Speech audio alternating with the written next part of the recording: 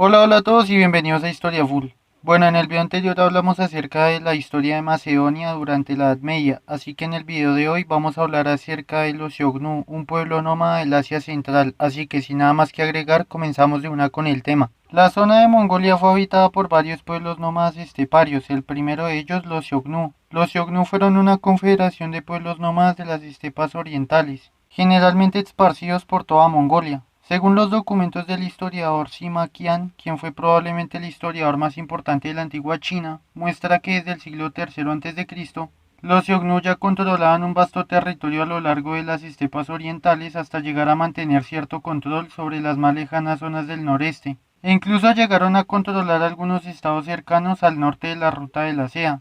Respecto a la procedencia de los Xiongnu, su idioma y su escritura y su organización hasta el día de hoy son desconocidas y con muchos debates, ya que las escrituras de la época se basan en referencias legendarias. En el año 209 a.C., 3 años antes de la fundación de la dinastía Han en la China, los Xiongnu se reunieron en una gran y poderosa confederación bajo el mando de Modun. Sin embargo, su padre llamado Touman había comenzado a organizar a los Xiongnu bajo su mando e intentó sobrepasar la línea defensiva establecida por la dinastía china de los Qin, siendo los Xiongnu rechazados sin demasiadas dificultades. Sin embargo, la zona esteparia no era solo habitada por los Xiongnu, sino también por los Yuezhi y los Dongwu, quienes eran los antepasados de los Xianbei. Después de Touman, el mando de los Xiongnu lo tuvo Modun. Modun levantó su ejército y derrotó a los Dongwu, y este ataque fue el primer gran movimiento de tribus nómadas esteparias. Después del ataque de los Xiongnu, los Dongwu emigraron al noreste. Después de esto, Modun y los Xiongnu atacaron cada vez más en las estepas para tener más territorios. Los hijos de Modun continuaron con las conquistas esteparias de los Xiongnu.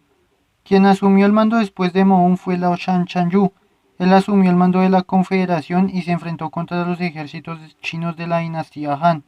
En esa época los Xiongnu crearon una gran confederación sociopolítica para oponerse a las dinastías chinas que privaban a las tribus nómadas esteparias de la ganadería y el comercio nómada. Sin embargo, la existencia de este estado Xiongnu es hoy en día motivo de debate. Sin embargo, el modelo de la administración Xiongnu fue continuado durante milenios por los estados nómadas posteriores para hacer frente al orden sociopolítico de los estados sedentarios teóricamente superiores a los estados nómadas. En esos tiempos la confederación de los Xiongnu se expandió en todas las direcciones, al norte, al sur, al este y al oeste. Durante su avance los Xiongnu desplazaron de las estepas a los Dongwu, luego sometieron a los Guhuan, los cuales eran una confederación de pueblos. Al mismo tiempo los Dongwu y los Guhuan emigraron al norte y al este. Al final los únicos enemigos que quedaban en las estepas eran los Yuezhi. Sin embargo, cuando apenas comenzaba la dinastía Han China, ellos debieron hacer frente a los Xiongnu, quienes tenían un buen control en el norte, lo que abría las puertas a una invasión de los Xiongnu en dirección hacia el sur. Sin embargo, Liu Bang fue el primer emperador de la dinastía Han China. Él dirigió a sus ejércitos para hacer frente a los Xiongnu. Sin embargo, los chinos creían que los Xiongnu y que en general todas las personas que habitaban fuera de sus fronteras eran personas inferiores a ellos. Esto fue un grave error, pues los Xiongnu engañaron a los ejércitos chinos comandados por Liu Bang, haciéndoles creer que los Xiongnu eran muy pocos y que no eran entrenados. Debido a esto, Liu Bang dividió a sus ejércitos en dos fuerzas y dirigiendo sus tropas hacia los Xiongnu que había visto, cayó en una trampa, pues al dividir sus fuerzas, Liu Bang quedó muy alejado de sus refuerzos. Como consecuencia, los Xiongnu contraatacaron y cercaron a Liu Bang y a sus hombres en la montaña de Baiden, ubicada en la actual Datong. Después de 7 días de cerco, Liu Bang logró escapar con el resto de sus tropas, debido a que los Xiongnu no podían mantener el cerco, porque los refuerzos chinos venían en camino y tampoco era ventajoso para los Xiongnu mantener a todo un gran ejército cercado. Cuando regresó, Liu Bang reflexionó seriamente sobre las tácticas militares empleadas por sus enemigos. Después de Liu Bang, asumió el trono de la dinastía Han el emperador Hui, también conocido como Hui Di. Este emperador no lanzó guerras contra los Xiongnu, sino que trató de llevarlos de manera pacífica, entregándoles a una mujer de su harén al líder de los Xiongnu y entregando también regalos, como la seda, el vino o el arroz. Esta paz duró varias décadas, pero al cabo de un tiempo volvieron los conflictos bélicos entre los Xiongnu y la dinastía Han. Mientras hubo paz, el líder de los Xiongnu fue Hizhou, quien dirigió a todos sus ejércitos en contra de los nómadas Yuezhi. De hecho, los Xiongnu infligieron una fuerte derrota a los Yuezhi. Y de hecho los Xiongnu hicieron copas con los cráneos de sus enemigos muertos. De esta manera los Xiongnu ocuparon la cuenca del Tarim. desde donde controlaron las rutas comerciales y económicas. Este avance Xiongnu cada vez más era un problema para la dinastía Han de la China, pues la paz mediante regalos no se podía mantener para siempre. De esta manera los chinos lanzaron misiones diplomáticas con el fin de encontrar aliados para enfrentarse a los Xiongnu. Una de las historias de diplomáticos chinos enviado fue la de Shang Qian, enviado por la corte de los Han para concertar alianzas en la zona de Siyu, pero en la ruta fue capturado por los Xiongnu y como él se negó a hablar de lo que sabía, pasó muchos años en cautiverio hasta que se logró escapar. Cuando logró escapar, llegó a la zona de Siyu, donde logró establecer comunicación entre los lejanos estados del oeste y la corte de los Han. Shang Qian buscó la ayuda de los Gusun y de los Yuezhi, quienes eran pueblos esteparios rivales de los Xiongnu. Sin embargo, ambos pueblos se negaron a ayudar a la dinastía Han. Sin embargo, en el futuro los Yuezhi se convertirían en los principales aliados de la dinastía Han en contra de los Xiongnu. Al mismo tiempo, la dinastía Han intentaba realizar un movimiento ofensivo que alejara definitivamente a la Confederación Xiongnu de sus fronteras. Uno de los primeros intentos por alejar a los Xiongnu fue llevado a cabo por el emperador Wu, también conocido como Liu Che, quien trató de cercar a los Xiongnu en el año 141 a.C., pero esta ofensiva fracasó de forma muy vergonzosa debido a la ineficacia de los líderes militares chinos. Sin embargo, el emperador Liu Che siguió combatiendo contra los Xiongnu en las zonas de difícil acceso y también bajo las duras condiciones climatológicas. Estas campañas tendrían sus frutos a futuro, aunque varios sectores en ese momento de la China se oponían e incluso criticaban estas continuas guerras. Sin embargo, tiempo después los Xiongnu comenzaron a debilitarse y varias incursiones chinas lograron someter varios territorios de los Xiongnu e incluso capturaron a varios miles de ellos. Debido a estos avances, los Xiongnu tuvieron que desviar sus tropas al norte en el actual desierto del Gobi, donde fueron derrotados por la caballería ligera de los Han en varias batallas. Estas continuas campañas llevadas a cabo por los emperadores chinos de la dinastía Han terminaron debilitando enormemente a los Xiongnu. Sin embargo, estas campañas le costaron a los chinos enormes y alarmantes pérdidas de tropas y de caballos. Además, las líneas de suministro se habían estirado demasiado, impidiendo una campaña prolongada. A pesar de todo esto, los chinos lograron propiciar fuertes golpes a los Xiongnu, propiciando el inicio de su caída. Internamente los Xiongnu empezaron a tener problemas políticos que fomentaron la división y también impidieron una política defensiva en contra de la dinastía Han. Varios líderes de tribu Xiongnu querían ya terminar con las guerras y someterse al mandato de los Han, mientras que otros querían mantener sus tierras en las estepas a toda costa y otros querían continuar la guerra. Finalmente, en el año 58 a.C., estalló una gran guerra fratricida entre los Xiongnu. En esta época hubo 9 líderes Xiongnu que guerreaban contra los jefes tribales opuestos a su mandato. Finalmente, Ji-Hou Quan-se, líder Xiongnu, logró reunificar a los Xiongnu, pero luego estallaron otras 3 revueltas más donde Ji-Hou Quan-se los aplacó, pero las revueltas luego fueron dirigidas por su hermano Hutu Guzi, quien realizó una nueva rebelión. Estas rebeliones y problemas internos fueron aprovechados por los Han, quienes empezaron a intervenir en los asuntos internos de los Xiongnu. Debido a esto, Ji-Hou Quan-se debió aceptar el mandato de los Han, convirtiéndose en una marioneta de los chinos. Finalmente, los Xiongnu bajo el mando de Ji-Hou Quan-se recibieron la protección china. Mientras tanto, los Xiongnu que no aceptaron el mandato chino fueron perseguidos en varias batallas. El líder de los Xiongnu libres era Hutu Guzi, hermano de Ji-Hou Quan-se, protegido por los chinos. Finalmente los Xiongnu y Hutu Guzi fueron derrotados en la batalla de la ciudad de Cixi, donde Hutu Guzi fue decapitado y su cabeza exhibida en las puertas imperiales chinas, de manera que los Xiongnu se fragmentaron definitivamente en el año 48.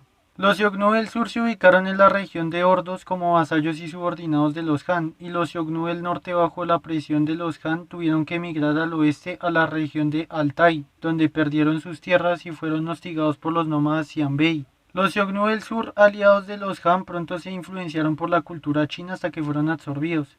Respecto a los Xiongnu del sur, ellos vivieron durante muchos años como vasallos de la dinastía Han. Algunos aristócratas Xiongnu estaban dispuestos a obedecer a los Han e incluso algunos aspiraron por medio de alianzas familiares llegar al trono chino.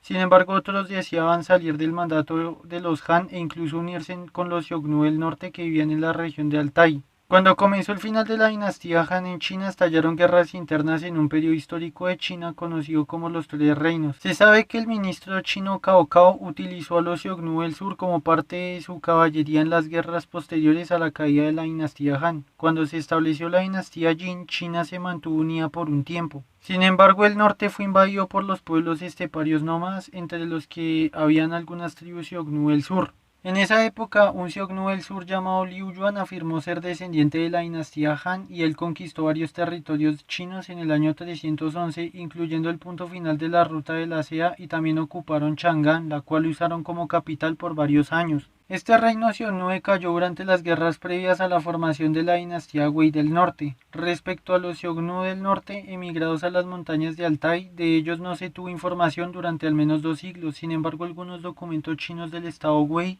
confirman la existencia de un estado Xiongnu en las montañas de Altai. Ellos convivían pacíficamente debido a la presión de los Han y a los Xianbei, los cuales durante el siglo II habían presionado a los Xiongnu. Sin embargo, en el siglo III el imperio Kuchan de la India decayó y los Xianbei se enfrentaron entre ellos. Esto brindó la oportunidad a los Xiongnu de emigrar a otras regiones entre los años 350 y el año 360.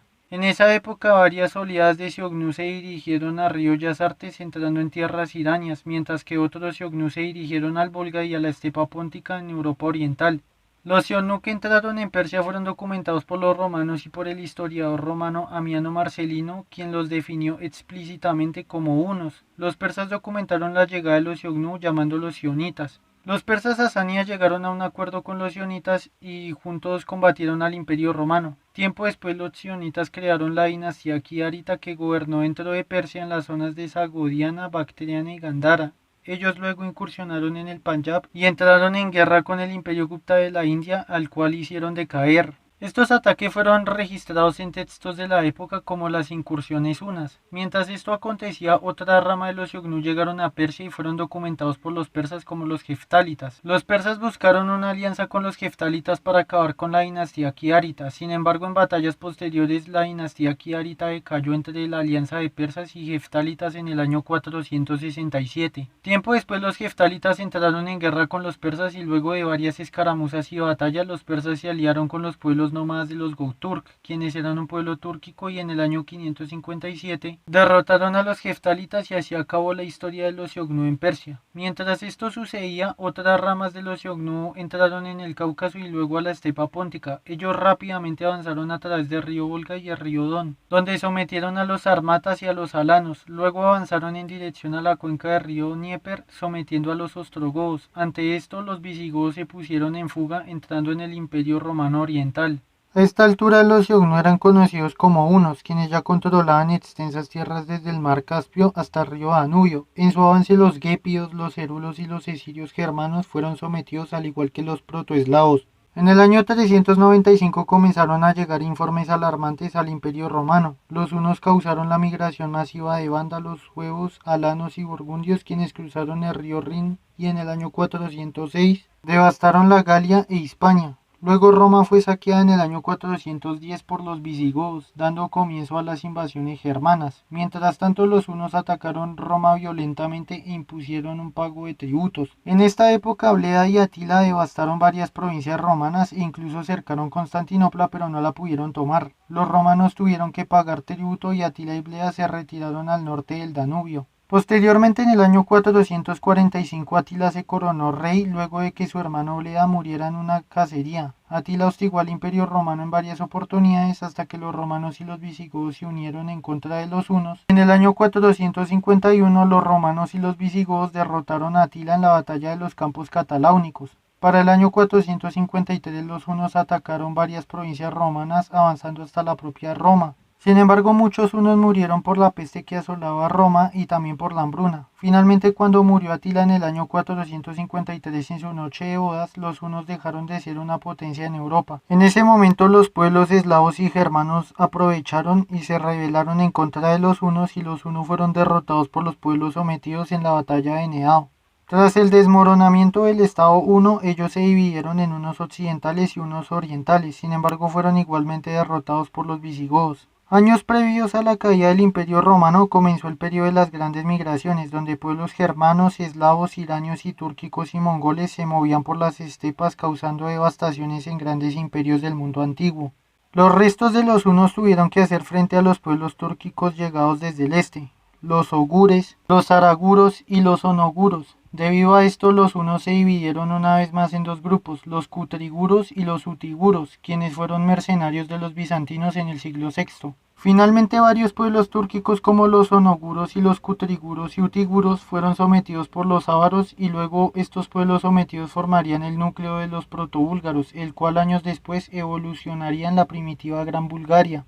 Cabe destacar que durante medio milenio se ha creído que los húngaros son descendientes directos de los hunos, ya que los magiares se establecieron en Hungría varios siglos después de la caída de los hunos. Sin embargo, en la Edad Moderna y contemporánea se comenzó a indagar si esta afirmación era real. Hoy en día se mantiene en debate esta afirmación entre los historiadores. Sin embargo, en Hungría los nombres de Atila, Sesaba y Reka, los cuales son nombres hunos, hoy en día son muy populares en la nación húngara. Bueno, hasta acá llega el video. Si les gustó pueden dar su like, si no les gustó pueden dar su dislike. En el siguiente video hablaremos acerca de los Xianbei, otro pueblo nómada del Asia Central. Así que sin nada más que agregar, nos vemos hasta el siguiente video y muchísimas gracias por su atención.